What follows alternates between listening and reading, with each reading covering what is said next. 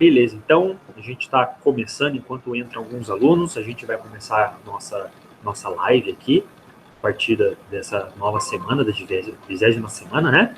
A gente, antes de começar, estava até conversando aqui um pouquinho com a Fernanda sobre os trabalhos, né, pessoal? Gostaria de deixar registrado aqui que a gente fez há uma semana atrás, o professor assistiu alguns trabalhos, né?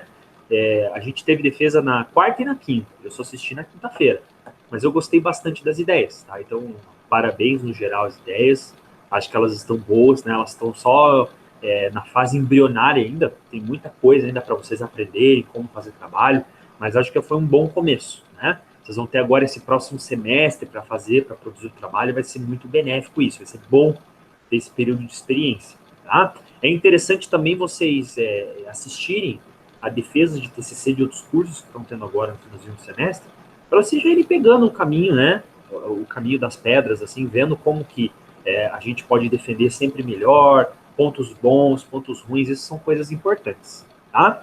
Mas, de qualquer forma, acho que valeu a pena a experiência, né? Começar aí, já fazer um pré-TCC, vocês tiveram pouco tempo, isso é difícil, né?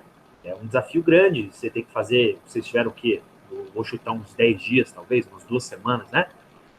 Pelo menos vocês conseguiram aí evoluir bastante, né? Vocês, há um mês atrás não tinham nada, agora vocês já estão com um templatezinho, um modelinho de trabalho que vocês podem iniciar. Isso é bem legal, tá? Bom, a gente vai, então, hoje, tratar do nosso último conteúdo inédito, né? Antes de mais nada, o professor lembra o seguinte, pessoal, a gente tinha conversado um pouquinho que a gente ia ter aulas práticas aqui na zoologia, né? Infelizmente, as datas que o professor havia reservado do laboratório foram justamente aquelas 2 semanas em que a gente teve a bandeira vermelha, de novo, né? Em finalzinho de maio, e a gente tem aí o horário de aula, as nossas aulas tinham que acabar às 8 horas da noite, né? E aí não rolava, né? Nem para o professor, eu não ia conseguir chegar a 15 para as 6 no laboratório, né? Eu só conseguiria chegar às 7 no laboratório. E eu acredito que para muitos de vocês também não ia dar. Então, sim, sem chance da coisa acontecer. 15 para 6 eu ainda estava trabalhando. Justo, eu também. Então, a situação é difícil, né? Por esse motivo, então a gente vai jogar no lixo a aula de zoologia? Não, vai, não, claro que a gente vai ter, né? No próximo semestre a gente vai continuar tendo nossa disciplina, né? Vai ser de morfologia de animais, e aí a gente vai daí fazer uma aula prática em dobro, para a gente compensar todas as aulas práticas que a gente não fez. E, de preferência, o professor vai jogar para o começo do semestre, para a gente não ter o risco da coisa andar e não acontecer como foi agora. Então, a gente prioriza as aulas práticas todas para o começo, né? E depois a gente se preocupa daí, né, com o conteúdo teórico. Tá bom? Acho que isso vai ser uma coisa importante para a gente, né? Beleza, só estou tentando tirar aqui, que abriu, meu Windows aqui abriu um monte de propaganda, agora apareceu o Faustão para mim aqui, né? Não tem nada a ver, né? Beleza, então, pessoal. Dito isso, a gente então agora vai começar o nosso último conteúdo inédito, teórico, né? Que é falar um pouco sobre a zoologia de mamíferos, o último grupo dos vertebrados que falta a gente abordar. Né? O professor aqui vai compartilhar os nossos slides. Enquanto aparece aqui o compartilhamento de tela, eu relembro a vocês algo que a gente discutiu essa semana no nosso grupo, né? Nós havíamos, no último encontro teórico, falado um pouco sobre o estudo de caso, certo? Em vista do nosso calendário, a gente teve aula de semana passada, a gente investiu falando de TCC, o professor desistiu de cobrar esse trabalho esse semestre. Então, esse estudo de caso que a gente tinha, né, do Engard, lá do caranguejo, a gente vai deixar isso para aula de morfologia animal. Tá? Então, tanto as aulas práticas quanto a morfologia animal passam para o comecinho do segundo semestre, na disciplina que a gente vai ter, que é a continuação da zoologia de vertebrados. É isso, basicamente. Tá?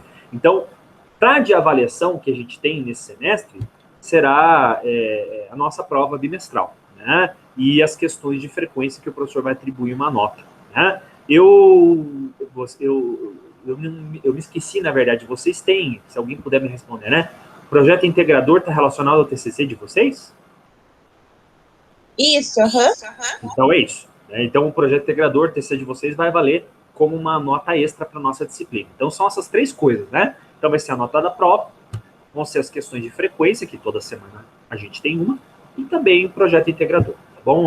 Seria interessante ter o estudo de caso, mas a gente não teve tanta aula assim, a gente precisa todo o tempo aqui gastar tendo aula na prática. Então, é importante a gente avançar no conteúdo teórico. Tá? Beleza, então. Vamos agora falar um pouquinho sobre o último grupo, né? Um grupo talvez tão complexo quanto o grupo dos peixes, pela diversidade, pela complexidade, que são os mamíferos. Né? Falar em mamífero é a gente trazer aqui uma boa briga para a aula de zoologia, porque ele é um grupo bem complexo, né? É difícil você definir em uma frase o que é um mamífero. A gente tem aqui um grupo de grande, né, em primeiro lugar, de animais que são bem especializados, né? Nós temos aqui animais que podem apresentar muitas características e não necessariamente eles se enquadram em todos os grupos. Tá? A gente tem aqui a classe de vertebrados com o maior número de inovações. E é o que a gente vai conversar daqui a pouco. Né? Mamíferos, do latim, significa o ser que veio do peito. O que significa isso? Os mamíferos, eles são famosos por serem animais que precisam sustentar, precisam fornecer a secreção rica em gorduras e nutrientes, que é o leite, né? Então, as glândulas mamárias, as mamas, né, das mães, elas fornecem sobrevivência para o filhote nas primeiras semanas de vida. Né? E é um líquido, uma secreção rica em nutrientes, minerais e gordura, que é fundamental para a sobrevivência desse animal. Né? Cada grupo de vertebrados, ele se especializou para sobreviver de uma forma diferente. Os mamíferos, eles têm um aporte energético grande através da tomada do leite. Então, essa é uma característica primordial, não só para os mamíferos, mas também para o homem. Né? Daí vem o nome, a definição do nosso grupo. A origem dos mamíferos, ela inicia-se na Austrália, ou pelo menos aquilo que era hoje a Austrália. Né? A gente está falando já do nosso continente ancestral. A origem aproximada deles é de 200 milhões de anos.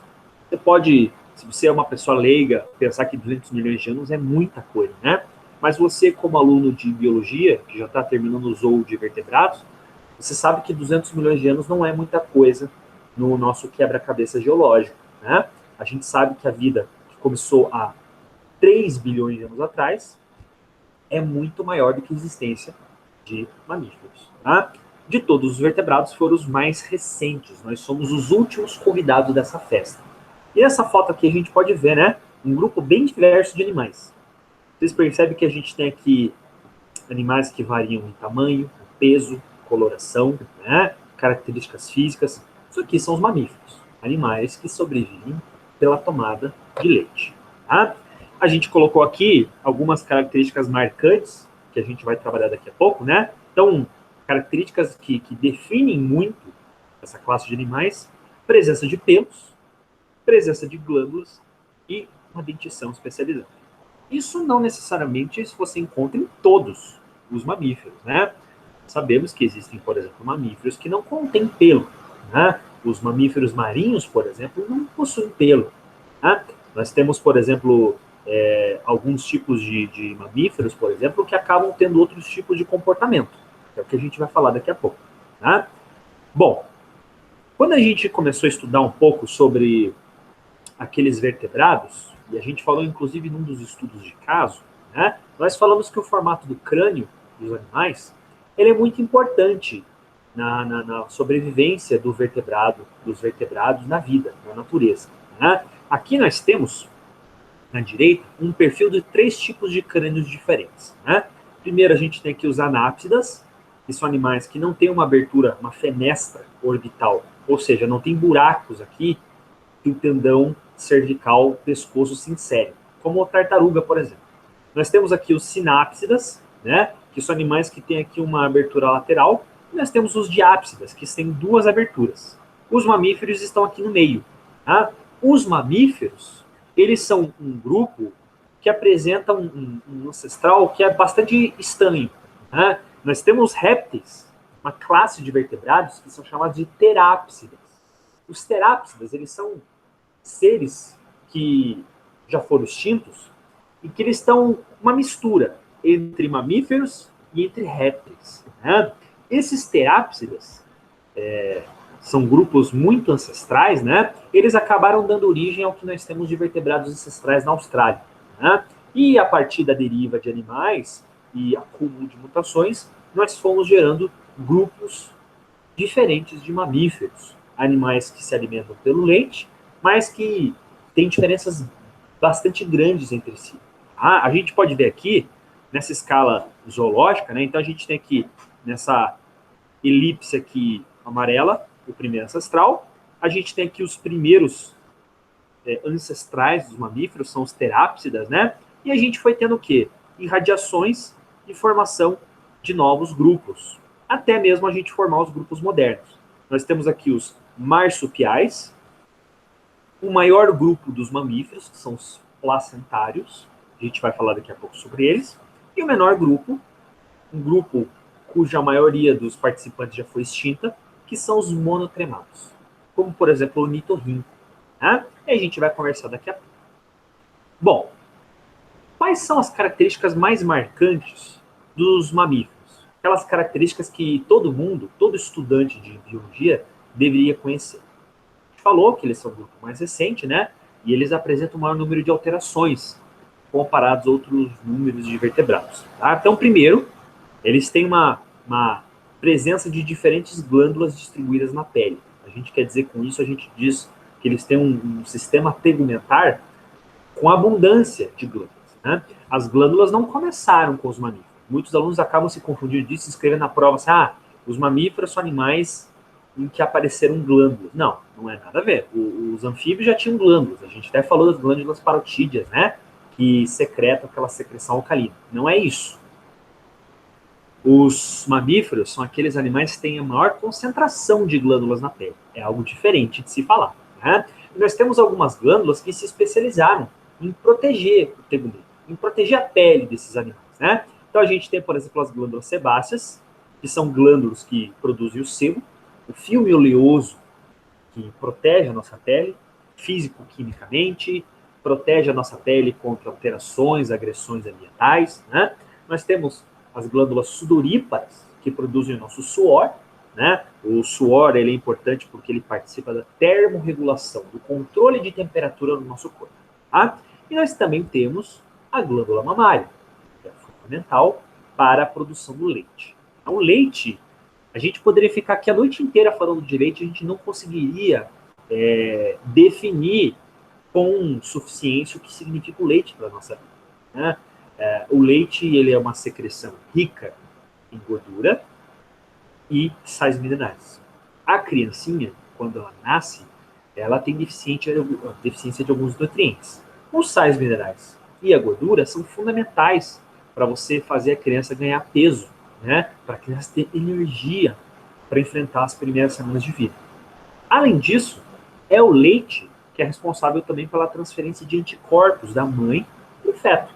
A gente já teve, por exemplo, as aulas de imunologia, a gente comentou um pouquinho da importância, né, que os anticorpos que a mãe passa para a criancinha tem nas primeiras fases da vida. Né? A gente está falando de humano, não, a gente poder substituir por qualquer espécie. Né? Qualquer mamífero, ele transfere anticorpos da mãe para a criança pelo leite. Então a criança está tomando aquele leite, não é só pela energia, é também pela proteção imune. Né? A criancinha ela nasce no mesmo ambiente, no mesmo sistema que a mãe, então é normal que ela receba um passaporte, uma proteção contra as agressões daquele local. Né? Então é uma forma de currículo que a mãe fornece para o seu feto. Tá? Bom, a gente não tem só a passagem de anticorpos pelo leite, mas também temos a passagem de anticorpos pela placenta, né, que é um anexo embrionário, e a gente vai falar mais para o final da aula. Tá? Outra estrutura que é bastante famosa para os mamíferos são os pelos. Né? Os pelos, eles nada mais são do que filamentos de proteína que garantem a proteção do tegumento, garantem a termorregulação, né? E que são homólogas apenas em escamas. À medida que os vertebrados foram evoluindo, os milhões de anos foram se passando, essas proteínas da pele, elas foram se modificando até você chegar nesse comportamento de pelos, por exemplo. Tá? Os pelos são uma das marcas registradas dos mamíferos. Né? A gente pode falar que 95% dos mamíferos apresentam pelos. Né? Alguns acabaram perdendo ao longo da evolução, não apresentam pelos hoje, mas seus ancestrais apresentavam. Então, a gente pode naturalmente enquadrá-los nesse grupo também. Tá? São animais de sangue quente, portanto, são animais endotérmicos. Eles conseguem produzir energia a partir do consumo de alimentos. Reações de óxido-redução que garantem energia para ele se aquecer, para ele cumprir suas funções metabólicas. Tá? O córtex desses animais, ele é bastante desenvolvido. Até o momento, o professor estava comentando um pouco sobre o sistema nervoso de cada grupo de vertebrados. Né? A gente falou, por exemplo, um pouquinho sobre os peixes, algumas funções básicas. A gente falou que os anfíbios têm um aprimoramento intelectual comparado aos peixes. Os répteis fazem isso com os anfíbios, eles ultrapassam o intelecto. As aves fazem isso mais ainda. A gente até falou na aula de aves que as aves têm comportamentos intelectualmente superiores aos répteis, então eles vivem, por exemplo, em bandos, né? Tem comportamentos sociais de migração, de disputa, né? De concorrência. Porém, nenhum grupo de animais vertebrados tem uma inteligência tão sofisticada quanto os mamíferos. A partir dos mamíferos que você começa a ter um planejamento maior, você começa a ter uma figura social, um comportamento social mais sofisticado. Tá?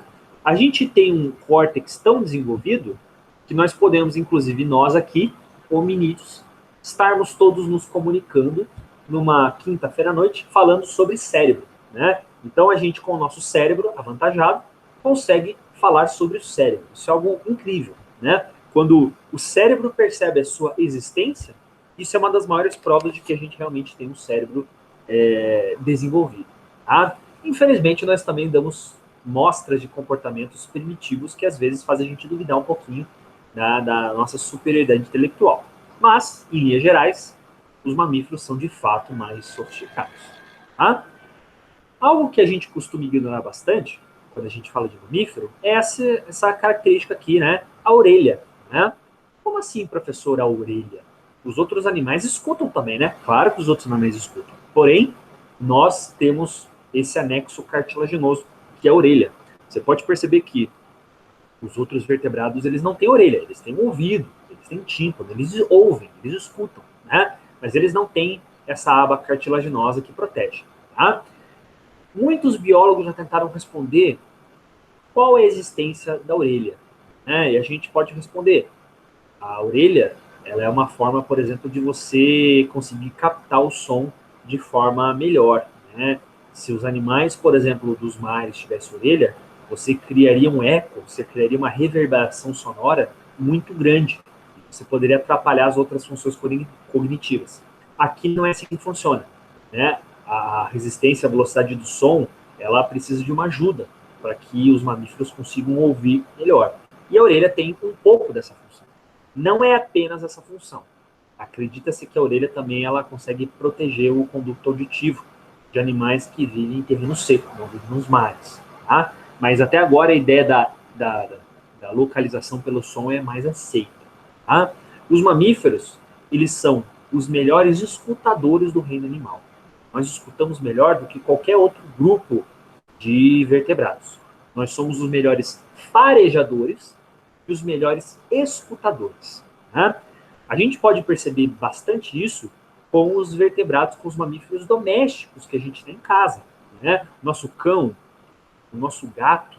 Né? Acredita-se que os cães eles têm receptores olfativos e receptores, células, né, com receptores auditivos milhares de vezes maior que o nosso. Eles têm uma quantidade muito maior de células que ajudam a cheirar e a escutar. É por esse motivo que o cão, o gato, são animais impressionantes quando você se compara cognitivamente com eles. Né? A gente já pode ter visto em muitos jornais, em programas, né, o fato do cão e do gato eles conseguirem sentir alguns fenômenos antes, ou conseguirem sentir melhor do que a gente, né? Todo mundo já deve ter visto, por exemplo, animaizinhos, o cãozinho esperando uma pessoa chegar do trabalho, né? Então você está em casa com o bichinho, de boas, assistindo TV, e o bichinho começa a ficar agitado, começa a esperar na frente da porta, ele sabe que tem alguém, o seu parente, por exemplo, que está chegando no serviço, está chegando em casa, né? O que é isso? Esse animal tem uma inteligência tão maior que a tua, que ele saca que o humano está chegando? Não. Uma das teorias mais aceitas é que ele consegue ouvir, ele consegue cheirar a sua presença mais do que você. Né? A gente ainda não tem uma resposta definitiva em relação a isso. Mas a ciência, essa é a maior, até agora, a melhor teoria que nós temos até o momento, de que cheiro e som, condizentes do ser humano chegando, né, são superiores ao cão.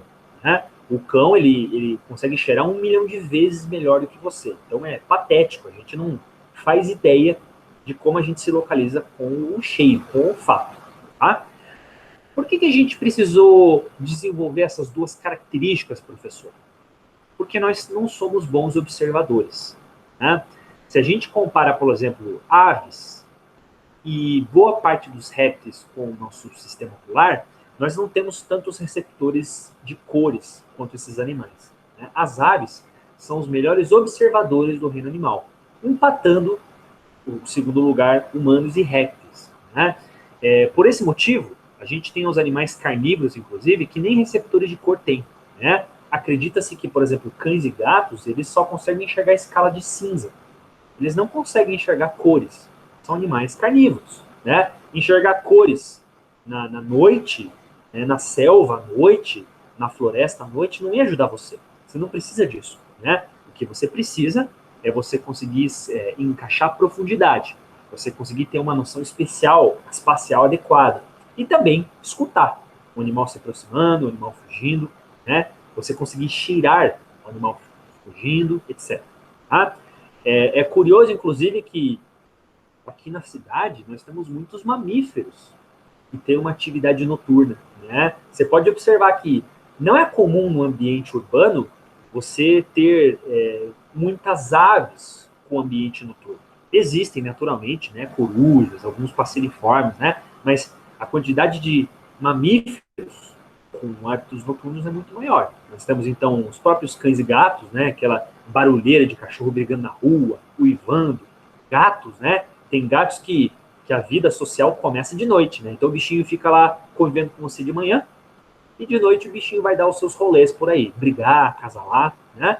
E nós também temos os mamíferos silvestres, né? Então a gente tem, por exemplo, aqui gambás, nós temos aqui capivaras, né? Nós temos aqui nossos porcos-espinhos, nós temos vários animais que têm uma atividade noturna tranquila, né? E que, inclusive, às vezes até nos assustam, né? Como, por exemplo, um morcego.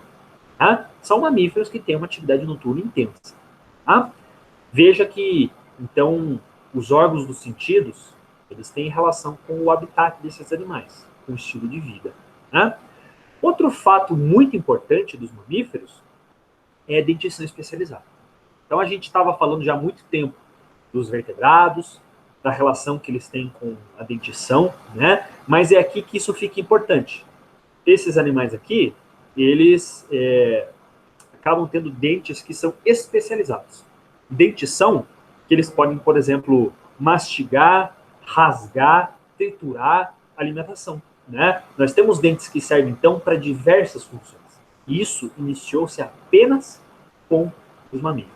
Né? Nós temos, por exemplo, aqueles animais que têm o hábito de comer frutas e verduras, são os herbívoros, frugívoros. Nós temos animais que comem exclusivamente uma alimentação à base de proteína animal, são os carnívoros. Né? Nós temos os animais que têm os dois, uma mistura, um equilíbrio dos dois tipos de dieta. Temos, então, portanto, os animais onívoros. Né? Então, a gente consegue perceber aí uma grande definição, a diferença entre eles. Né? E a gente também tem aqui como próxima característica, né, os animais que têm rins que excretam ureia. Comparado aos répteis e os anfíbios, os répteis e as aves, que a gente comentou nas últimas aulas, que excretam ácido úrico, nós excretamos ureia, que é um componente nitrogenado um pouco menos tóxico.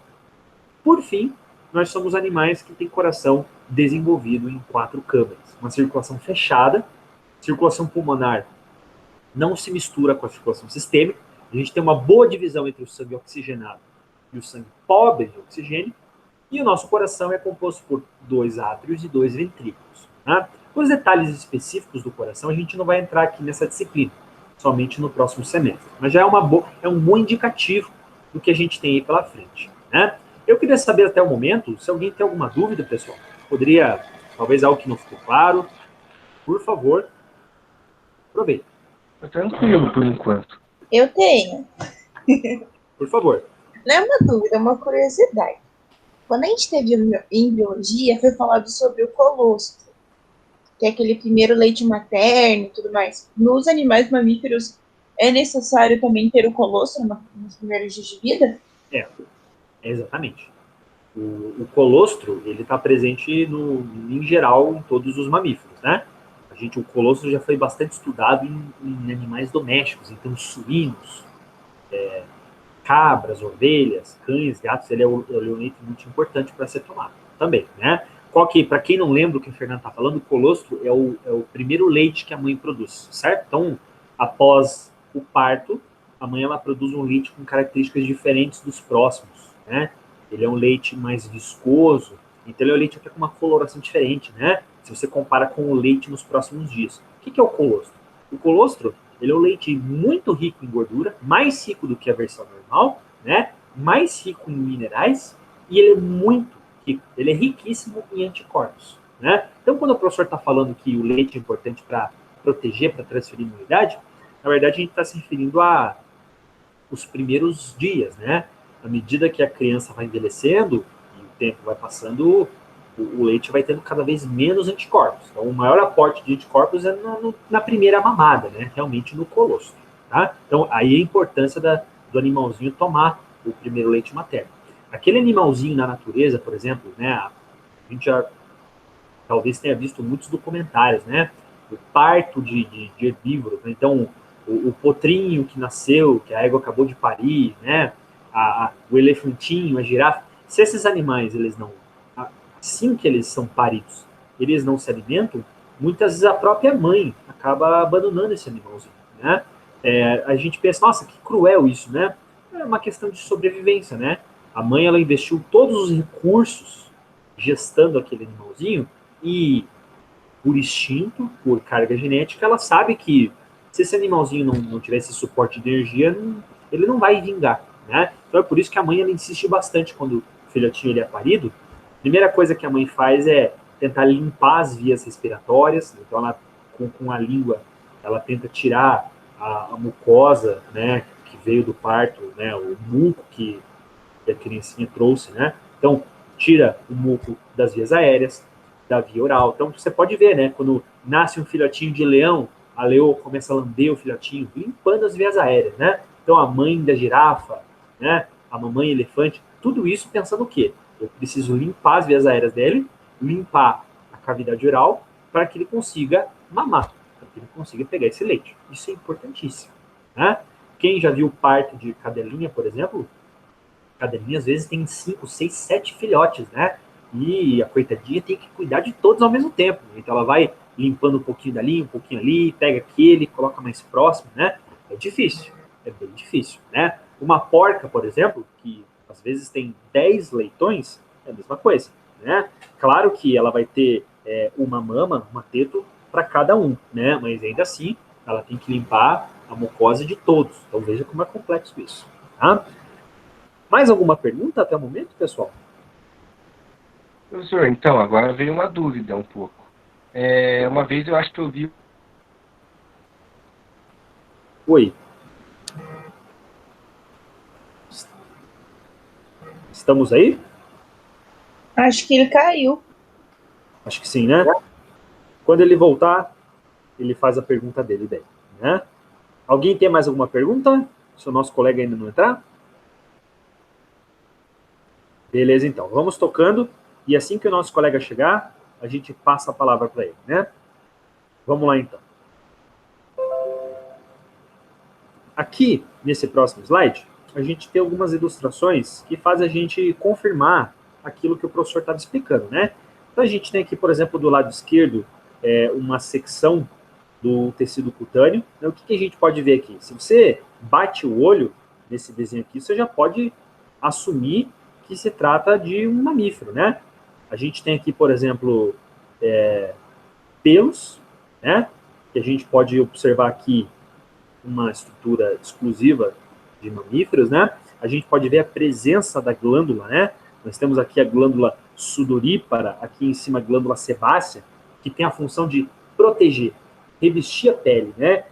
Agressões físico-químicas, então contra bactérias, agressões, por exemplo, como diferenças de temperatura, o suor e o sebo trabalham para isso, né? A gente, muitas vezes, costuma se frustrar, se irritar um pouco com a oleosidade que a nossa pele produz, né? Então, tem pessoas que têm a pele seca, mas também tem outras pessoas que têm uma pele muito oleosa e ficam usando produto para se livrar dessa gordura que produz. Mas isso pode talvez ser chato para a gente, porque às vezes a pessoa tem muita espinha por causa disso, né? Mas, acima de tudo, o sebo é uma proteção. Se você pensa como o ser humano como espécie, né? Um indivíduo que precisa sobreviver na natureza, o sebo tem um papel claro na nossa vida, tá?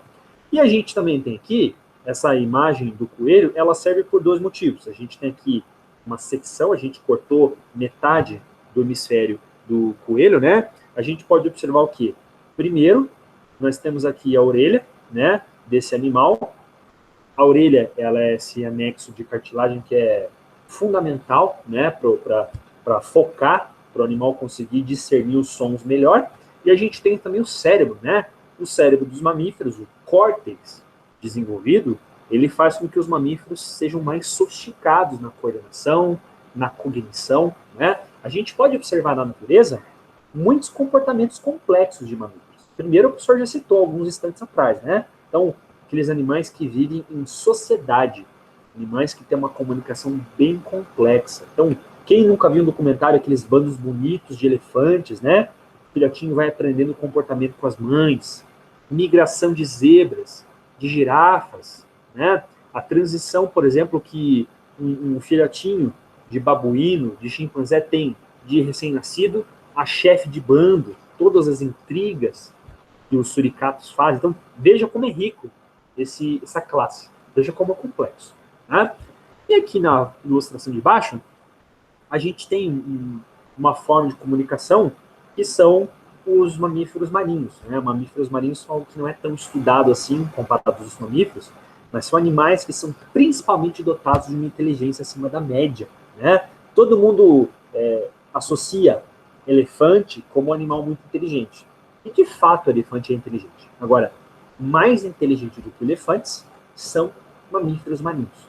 Baleias e cetáceos, golfinhos, por exemplo, né? Eles são incrivelmente inteligentes. Têm comportamentos sociais, supostamente, estudos mostram que eles conseguem até mesmo ter empatia, né? Conseguir se sensibilizar em relação ao animal do seu próprio bando, ao animal de uma outra espécie. Então, isso mostra quão incríveis eles são, né? E aqui mostra, por exemplo, a presença da ecolocalização, né? Esses animais, eles conseguem, através da mandíbula, emitir sons que vão conseguir reverberar para eles terem uma noção de distância. Então, eles não fazem sons apenas para se comunicar entre si. Eles também fazem sons como uma espécie de radar, né? Nessas próximas imagens aqui, a gente também vê outras características importantes, né? O fato desses animais serem de sangue quente, o fato de nós sermos cobertos por pelos, faz com que a gente possa ocupar diferentes nichos também, né? A gente não consegue encontrar, por exemplo, répteis e anfíbios em regiões geladas, mas nós conseguimos encontrar algumas aves e muitos mamíferos em regiões geladas, né? Isso mostra, por exemplo, que a gente tem, comparado a outras espécies, grandes vantagens de ocupar regiões geladas, né? Como as regiões árticas e as regiões do Polo Sul. Tá? Aqui a gente tem, por exemplo, cães, né, que conseguem habitar essas regiões. A gente tem aqui, por exemplo, lebres, né, a lebre do Ártico, que é um animal super veloz, mas a gente também tem o nosso castorzinho, que, apesar de ter pelo, ele não ocupa uma região fria, ocupa uma região temperada, né? Ele consegue, com o seu dente aqui, a gente colocou essa foto para mostrar a dentição especializada, né? Com essa dentição especializada, ele consegue criar coleta de gravetos de madeira para formar diques, para formar represas em lagos, né? É a forma dele montar a moradia dele e de atrair uma fêmea, tá? As pessoas falam, antigamente as pessoas acreditavam que os castores, eles tinham um papel ruim para a natureza, né? Muito pelo contrário. As represas que os castores fazem, elas têm um papel muito importante na sobrevivência de várias espécies de peixes e de crustáceos, né? Então, não existe esse papo, por exemplo, de que uma espécie prejudica a natureza. Talvez a única que prejudica seja o homem, né? Porque fora isso, boa parte das espécies tem um fator positivo. Isso é algo muito legal de saber, né? E aqui a gente mostra um pouquinho, né, essa foto aqui, que tem uma irradiação de crânios diferentes, esse papo que o professor falou sobre a dentição que é especializada, né? Vocês podem observar que nós temos aqui crânios de diferentes formatos, diferentes espessuras, mas o que é para a gente perceber aqui, principalmente, é a mandíbula e são as dentições que esses animais têm, né? Se você comparar os mamíferos com qualquer outro grupo, aqui nós temos a classe que tem a maior variação de dieta, né? Essa variação é tão importante que a gente vai ter uma aula só para estudar sobre isso lá na nossa aula de morfologia de vertebrados lá para frente, né? Existem animais, por exemplo, que se alimentam apenas de carne, são os carnívoros, são animais que precisam ter caninos bem desenvolvidos. Animais que se alimentam principalmente de frutas e fibra vegetal, são os herbívoros, como aqui esse crânio direito. Esses animais precisam ter principalmente molares e premolares, os dentes que a gente tem chatos aqui no fundo da arcada. Animais que são onívoros, portanto, podem ter uma arcada mais ou menos homogênea. É o caso do homem, por exemplo, do suíno, por exemplo, né? Alguns roedores, por exemplo. E nós também temos aqueles animais que têm o uso dos incisivos, né? Os dentões grandes de ratos, por exemplo, de coelhos, que são animais que, acima de tudo, roem. Então, veja como isso é algo curioso, né? Isso é algo bem interessante que a gente tem. A variação de mamíferos em relação à sua dieta, né? Veja como a evolução pode trabalhar, né, para que a gente tenha animais que conseguem se adaptar a ambientes diferentes. Tá? Aqui a gente tem nesse slide um pouquinho mostrando para a gente as diferentes formas da gente conseguir variar um pouco esse formato, essa morfologia dos mamíferos, né? Nós não vamos estudar as ordens dos mamíferos porque elas são bastante acentuadas. Seria muito decoreba isso.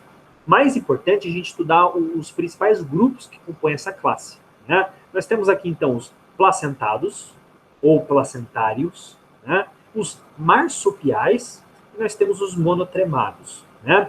O que a gente pode falar de cada um desses três grupos? Todos eles surgiram na Austrália, né? E nós temos alguns grupos que ficaram restritos ao continente australiano e outros grupos que irradiaram e ocuparam todo o globo. Primeiro, o nosso grupo, o grupo mais abundante dos mamíferos, né, são os animais placentados. Esses animais placentados são animais que fazem uma gestação interna, né? Eles são animais que suportam o feto, dão apoio ao feto através de um anexo embrionário que é chamado de placenta. A placenta ela é uma membrana que comunica o sistema cardiovascular da mãe com o feto. É pela placenta, por exemplo, que nós retiramos os excretas que os fetos produzem, que nós fornecemos nutrientes, fornecemos anticorpos e também fornecemos os gases que estão dissolvidos no sangue. A placenta, então, é uma forma muito importante de comunicação entre a mãe e entre o feto. Hoje, nós podemos falar que 95% de todos os mamíferos que existem no globo terrestre são placentários, né? Mas não são os únicos. O próximo grupo são os marsupiais. Os marsupiais são animais que não apresentam uma placenta.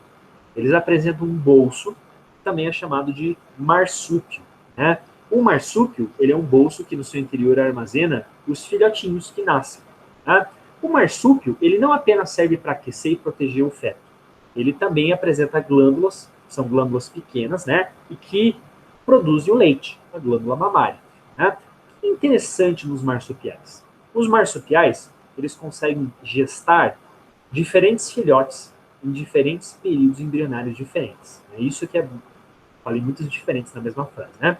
Isso aqui é a coisa mais interessante, né? Então, você, por exemplo, pode ter, no período gestacional, um embrião, que está na primeira semana de vida, assim como você pode ter dentro do marsúpio um feto, um filhotinho que acabou de nascer, né? É interessante que os marsupiais, eles acabam protegendo os seus filhotes por um tempo maior do que se costuma proteger, por exemplo, nos placentados.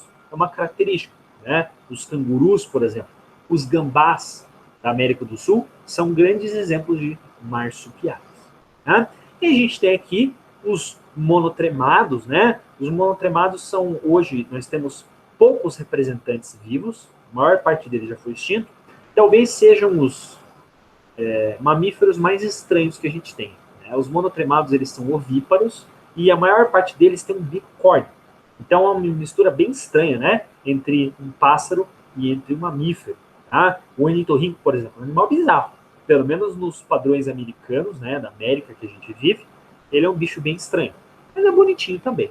Tá? Eles conseguem produzir leite através da secreção. Eles fazem uma secreção quase como suor, né? Eles acabam produzindo glândulas microgotículas de leite que acabam alimentando seus filhotinhos. Tá? Nessa foto aqui, a gente mostra o marsúpio, né? Você pode observar que você tem aqui dois filhotinhos em períodos gestacionais diferentes, e a gente tem aqui a mãe canguru, né? Você pode observar que a gente tem aqui dentro do marsúpio, você tem um filhotinho no início de gestação, ele está utilizando-se ali do marsúpio para se aquecer, e a gente tem um filhotão gigante aqui, que ele vive ao redor da mãe, convive com a mãe no ambiente externo, mas sempre que precisa se alimentar, ele se dirige até o marsúpio e enfia o focinho dele para ter acesso à glândula. Olha que interessante isso. Né? Aqui a gente tem um mapa que mostra para a gente um evento zoológico muito importante que ocorreu aqui nas Américas. Né? Depois que os mamíferos eles irradiaram-se do continente australiano para os outros continentes, óbvio, no momento em que os continentes ainda não haviam derivado, os continentes, pelo menos o australiano, ele ainda tinha uma comunicação, né, com os outros continentes, esses mamíferos eles irradiaram para outros continentes. Né? No entanto, os monotremados e os marsupiais eles não vingaram tanto nas Américas e na Europa. Né? Nós temos marsupiais presentes aqui, principalmente nas Américas e Austrália, né? Mas comparado aos placentários, isso não aconteceu. A gente está vendo nessa foto aqui um evento muito importante, que é o Grande Intercâmbio Americano, né? Em que nós tivemos muitas espécies de mamíferos que migraram de uma região para outra, né? Principalmente de mamíferos. Né? Então, muitos mamíferos que ocupam hoje América do Sul, América do Norte, elas aconteceram nesse momento em que os continentes eles ainda estavam se movendo. Tá?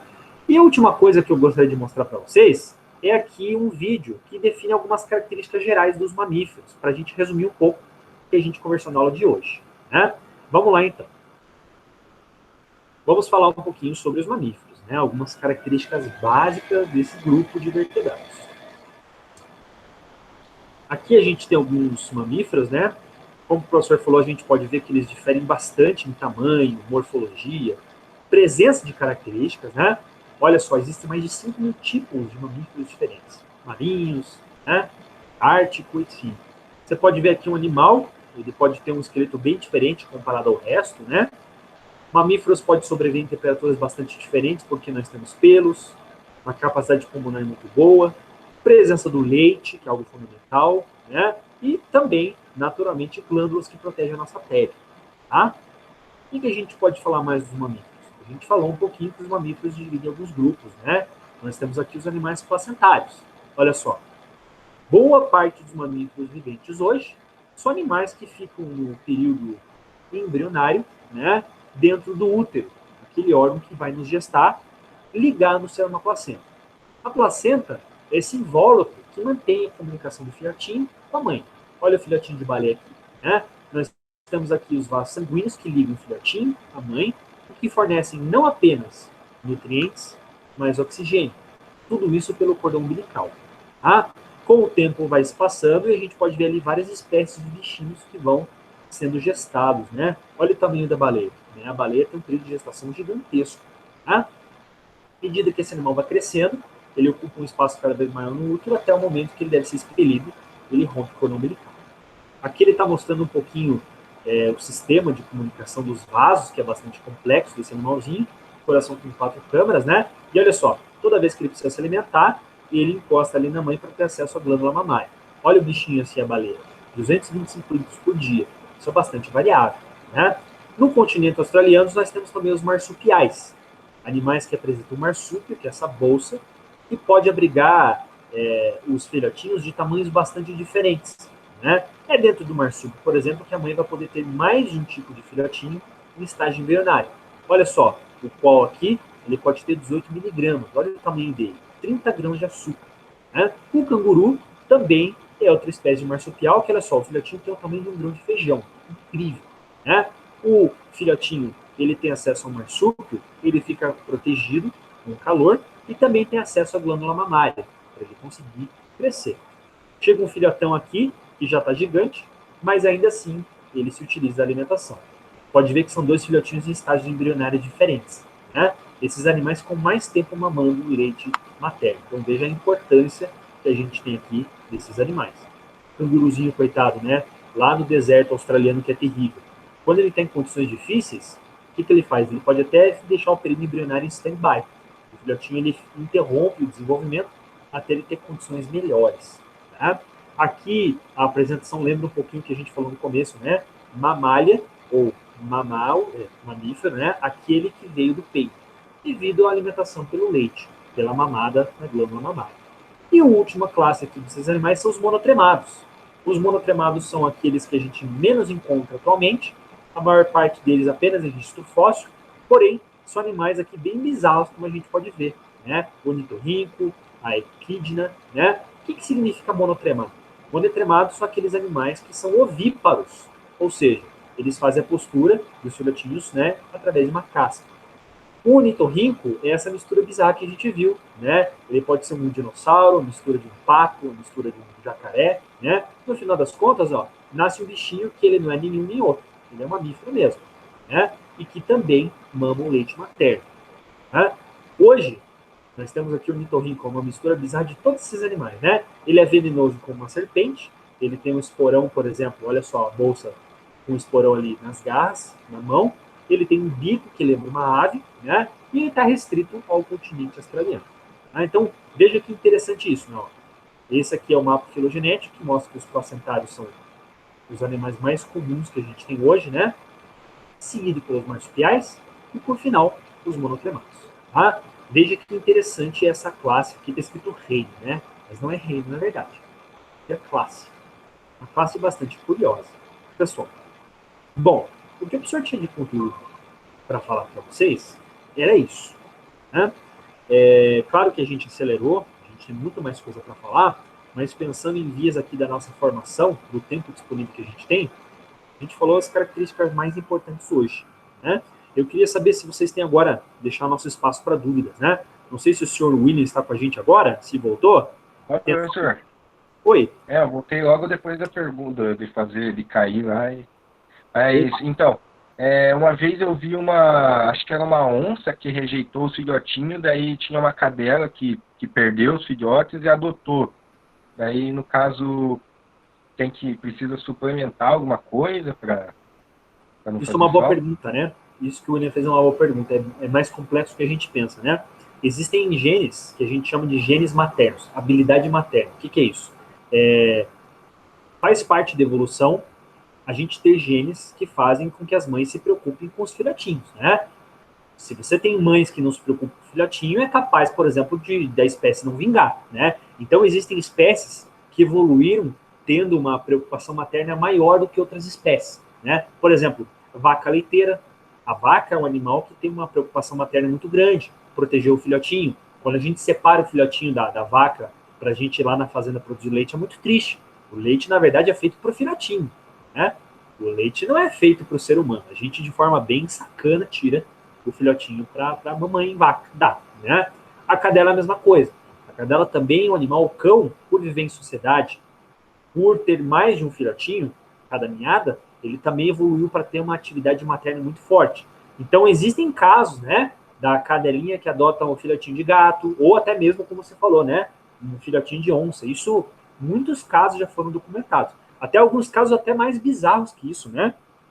Às vezes tem mães aí que chegam a adotar animais até de outras classes, né? Não necessariamente fornecer o leite, mas proteger o filhotinho. Eu já vi, por exemplo, cadelinha no documentário protegendo o pintinho, por exemplo, né? Filhotinho de ave. Então isso é bem curioso, né? Isso não, a gente não está generalizando.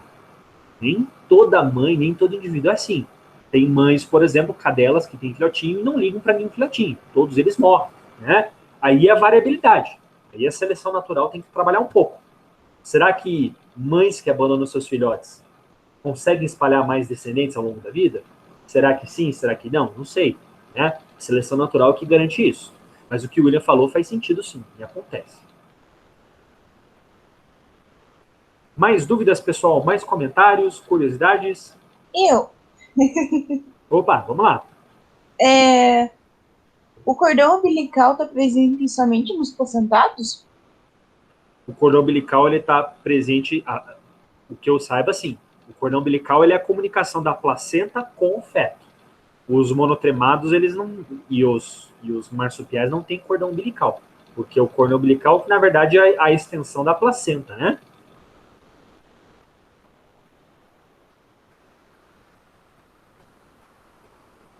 Mais comentários, pessoal? Professor, Oi, Filho, chega. posso falar antes? pode sim. Quando o negócio ali dos golfinhos que o senhor falou, da Ai, Deus! Ecolocalização. Isso! E quando ele perde Quando o quê? em alto mar, tipo, ele tá bem longe assim, o que acontece? O que ele vai fazer? Ele É, acaba perdendo, sei lá, bate numa pedra, não sei, alguma coisa. eu Faz acho daí, porque quando alguém acha eles levam pra... Ai, igual aquele filme do Nemo lá, sabe o que eu tô tentando centro de dizer? recuperação. Isso. Eu acho que os animais marinhos, eles não usam a ecolocalização para navegar tanto. Eu acho que é principalmente para caça, né? Não é, por exemplo, tão desenvolvido quanto os morcegos, né? Eu acho que eles fazem isso para localizar cardumes de peixes, por exemplo, né? Animais que podem predá-los, eu acho que é isso. Mais do que, por exemplo, um morcego. Acho que o nome daquele animal é teluga? Aquele do desenho, sim. Aquele da foto que eu mostrei, né? Ele lá é. Mas não são só eles que fazem isso, né? Orcas também fazem isso. Algumas espécies de baleia, pelo que eu sei, também fazem isso, né? Certo? É uma dúvida, é uma curiosidade, né? O professor não tenho certeza se eu estou respondendo certo, é o que o professor supõe que seja, né? É interessante que quando a gente faz uma pergunta em biologia, existem muitos especialistas que dedicam toda a sua carreira científica para responder uma pergunta específica, né? É tipo vocês, por exemplo, quando vocês vão fazer o TCC. Então a Fernanda vai responder uma pergunta específica, a Emanuele outra, o William outra. É isso que é legal, né? Biologia ela é muito diversa e profunda, tá? Senhor William, tinha mais uma pergunta? Ou foi impressão minha? Como que funciona a amamentação dos cetáceos? A amamentação dos cetáceos o professor não domina muito bem, mas como é que funciona? Na parte dorsal, esses animais têm glândulas, o leite ele é bastante gorduroso. O leite ele é produzido, é como na verdade para os monotremados, né? O animal ele secreta o leite como ele é gorduroso, ele fica como se fosse um óleo na água, né? E corresponde agora esse animal marinho se aproximar, por exemplo, e ter contato mesmo, encostar a boca, né, nessa superfície dorsal da mãe, né? Não é um teto que jorra o leite, por exemplo, que nem aqui nos animais terrestres, né? É mais uma secreção tipo porosa, que vai sendo eliminada pela região que tem a glândula mamária, que é uma região microscópica comparada, por exemplo, a um teto de uma vaca. Nem todo mamífero tem tetos, né? Tem mamíferos que produzem leite, mas nem todos eles têm teto para secreção abundante desse leite. Beleza, professor. Beleza? Mais alguma dúvida, pessoal? Acho que não. Beleza.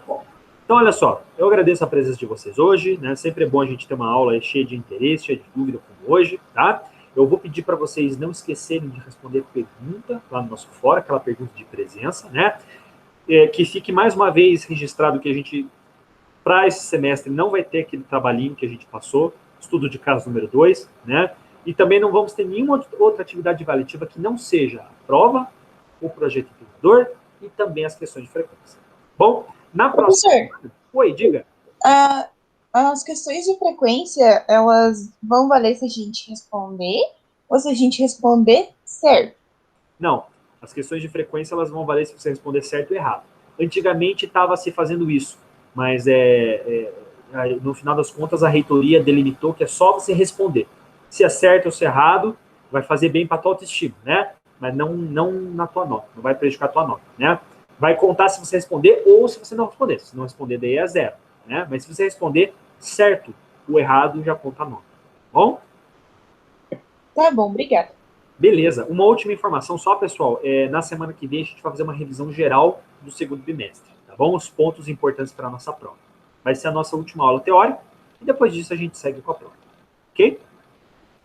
Pessoal, Semestre que vem a gente vai ter mais uma matéria com o professor? vai. A gente pretende ter daí morfologia de animais. É quase uma continuação da zoologia, né? Beleza? Pessoal, desejo uma ótima noite com vocês. Então, cuidem-se, né? Até a nossa próxima quinta-feira. Obrigado. Tchau, professor. Boa noite, tchau, tchau. Boa noite. Boa noite, William. Até semana que vem. Até semana que vem.